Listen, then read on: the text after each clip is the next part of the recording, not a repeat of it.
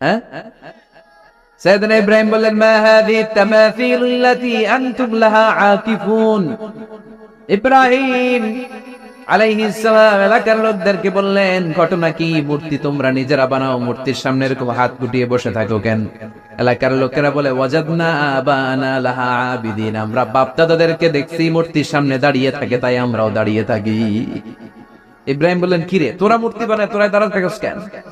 এলাকার লোকেরা বলে, বাপ দাদারকে যা করতে দেখছি আমরাও তাই করি। দেখবেন নাস্তিক কাফের মুরতাদদের কোনো ভ্যালিড যুক্তি নাই। চিল্লায় কোন ঠিক কিনা? সাইয়েদনা ইব্রাহিম বললেন, লাকাদ আনতুম ওয়া আবাউকুম মিনাল কওমিদ দাল্লিন, তোরাও গোল্লায়, তোদের বাপ দাদারা গোল্লায়। পূজার দিন আসলো। এলাকার সবাই বলে, ইব্রাহিম চলো না পূজায় যাই। সাইয়েদনা ইব্রাহিম ফানাযারা নাজরাতান ফিন নুজুম, আকাশে তাকালেন। ক্বালা ইন্নী সাকিম, বললেন আমি অসুস্থ। আসলে উনি অসুস্থ ছিলেন না, আসলে অসুস্থ ছিলেন না। তাহলে কেন অসুস্থ বললেন? এর কারণ, অসুস্থতা দুই ধরনের, একটা শারীরিক আর একটা মানসিক। উনি শারীরিক অসুস্থ ছিলেন না বটে, কিন্তু মানসিক অসুস্থ ছিলেন। এর কারণ, ওই সময় উনি ছাড়া কেউ তাওহীদের পক্ষে ছিল না, সব ছিল মুশরিক। তাহলে একজন নবী যখন শিরকি কাজ চারদিকে হতে দেখে, তখন তিনি মানসিকভাবে সুস্থ থাকতে পারেন না, ঠিক কিনা? এজন্য উনি বললেন, ইন্নী সাকিম, আমি অসুস্থ, আমি যাব না। এলাকার লোকেরা বললে, তাই নাকি, যাবি না? এক কাজ কর, আমরা তাহলে পূজায় যাই, তুই ঘরের মূর্তিগুলারে পাহারা দে। ভালো একজন পাহারাদার পাওয়া গেছে, আমরা পূজায় গেলাম, তুই ঘরের মূর্তিগুলারে পাহারা দে।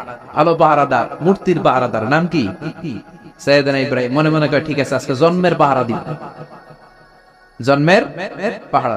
উনি ঘরের ভিতরে ঢুকলেন, ঢুকে দেখে এক একটা মূর্তি এক এক স্টাইল, কোনটা এমনে, কোনটার 10 হাত, কোনটার 12 হাত, কেউ হা করে আছে, কেউ তলোয়ার ধরে, কেউ হাতির বেশে, কেউ নারীর বেশে, বিভিন্ন রঙের মূর্তি আছে না নাই?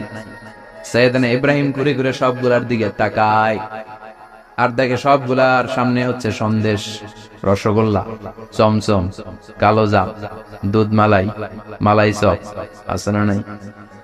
সবগুলার সামনে সন্দেশ, মিষ্টি, রসগোল্লা, রসমলাই, একটার পর একটা মিষ্টান্ন খাবার দেয়।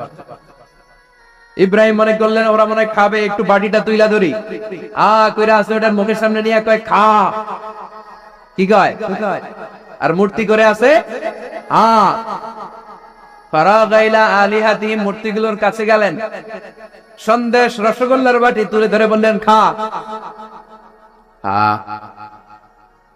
ফারাগাইলা আলিহাতিহিম ফাকালা আলা তাকুলুন, সন্দেশ আর রসগোল্লা উঠিয়ে বললেন, খা, খাবি না?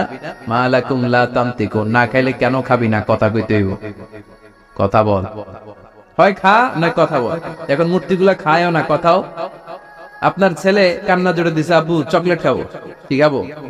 চকলেট কিনে দিলেন, এখন চকলেট আর খায় না। জিজ্ঞেস করলেন, কিরে বাপ, চকলেট খাস না কেন? কথাও কয়, খায়ও না, কথাও কয় না। এখন বাকি আছে কি? ফারাগ আলাইহিম দারবাল বিল ইয়ামিন, ডাইন হাতে মাই শুরু করলেন। এক একটা নবীর হাতে পর্যাপ্ত শক্তি দিয়েছিলেন। কে? উনি বললেন, খা, খায় না।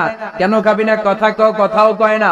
ফারাগ আলাইহিম দারবাম বিল ইয়ামিন, খায়ও না, কথাও বলে না। এবার টান হাতে থাপ্পড় মারা শুরু করলেন। এক এক থাপ্পড়ে এক একটার হাত ভেঙে যায়। মারতে মারতে সামনে দেখে একটা কুঠার, কি দেখে? এবার কুঠার নিয়ে কোবানো শুরু করলেন। জন্মের কোবাইতে কোবাইতে মূর্তিগুলা